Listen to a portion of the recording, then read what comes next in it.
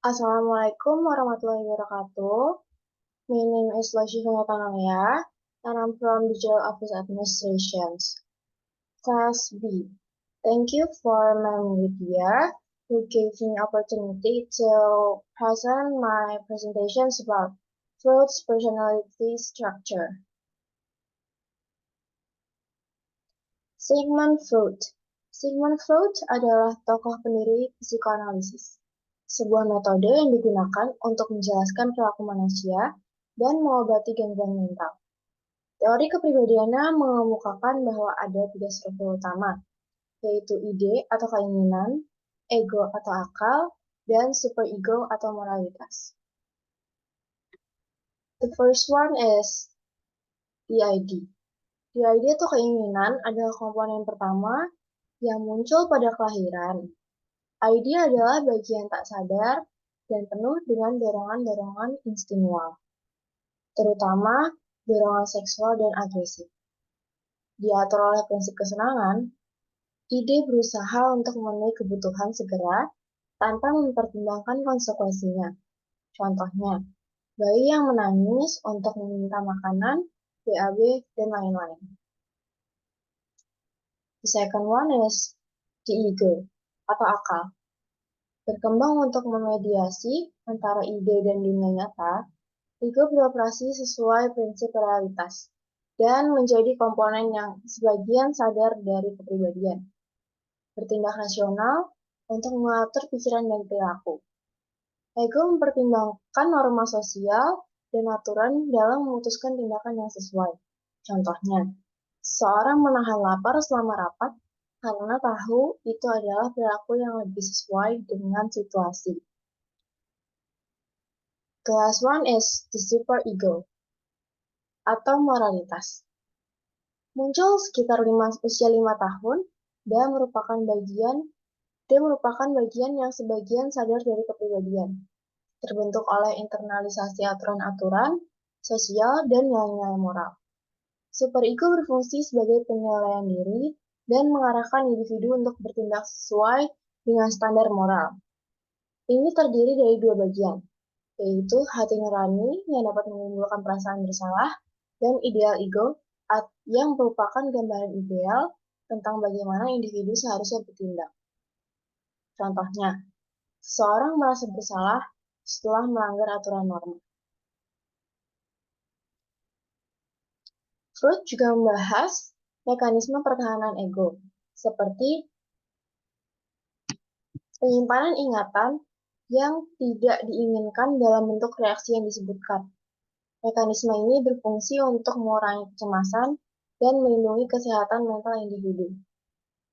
Ketidakseimbangan antara ide, ego, dan superego dapat menghasilkan kepribadian yang tidak sehat.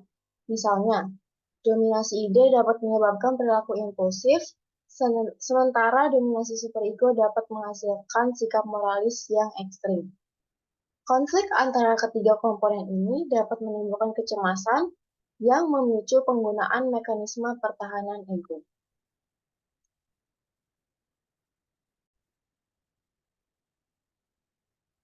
Next adalah teori kepribadian psikodinamik atau peran alam bawah sadar.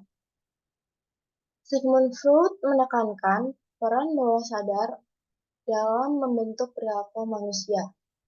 Freud dan pengaruhnya dari Jean-Martin Carcert menunjukkan bahwa gangguan psikologis seperti histeria disebabkan oleh faktor psikologis, bukan fisik. Freud berpendapat bahwa kehendak bebas manusia terbatas, karena sebagian besar perilaku kita ditentukan oleh motivasi bawah sadar yang tidak kita sadari. Bagi Freud, pikiran adalah seperti gunung es, dengan sebagian besar motivasi bawah sadar yang tersembunyi di bawah permukaan kesadaran kita. Selanjutnya adalah defense mechanism. Yang pertama itu ada displacement, yang artinya mengalihkan impuls yang mengancam dari sumber kecemasan ke sumber yang lebih dapat diterima. Contohnya, seorang siswa yang marah kepada profesornya karena nilai rendahnya akan menyerang teman sekamarnya. yang merupakan sasaran kemarahannya yang lebih aman. Yang kedua ada projection. Projection itu menyamarkan dorongan dengan mengancam dengan mengatributkannya kepada orang lain. Contohnya, seorang pria dengan dorongan seksual yang kuat secara tidak sadar terhadap wanita mengklaim bahwa wanita menggunakan dia sebagai objek seksual. Yang ketiga adalah rationalization. Menjelaskan penjelasan untuk perilaku negatif kita secara mandiri. Contohnya, seorang siswa drama meyakinkan dirinya sendiri bahwa mendapatkan peran dalam sebuah pertunjukan tidak terlalu penting setelah semua.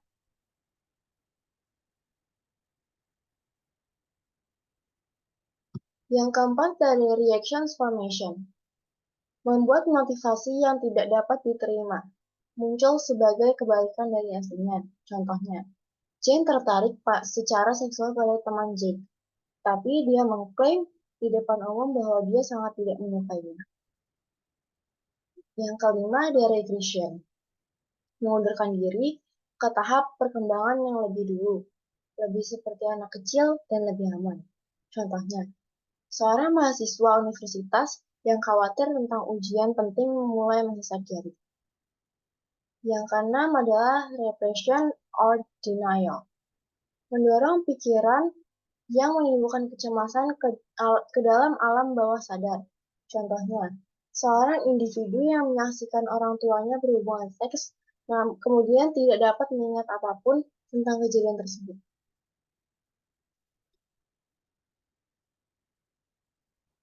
Materi selanjutnya adalah focusing on the self, humanism, and self-actualization. Teori-teori psikoanalitik kepribadian dikembangkan oleh Freud dan kemudian dilengkapi oleh teori-teori humanistik pada tahun 1950-an dan 1960. Humanis seperti Maslow menekankan pentingnya kehendak bebas dan fokus pada motivasi mendasar yang mendorong kepribadian dengan memperhatikan konsep diri dan harga diri. Maslow mengembangkan konsep piramida kebutuhan yang menunjukkan bagaimana manusia bergerak menuju self-aktualisasi dengan memenuhi kebutuhan hierarkis dari kebutuhan fisik hingga kebutuhan psikologis yang lebih tinggi.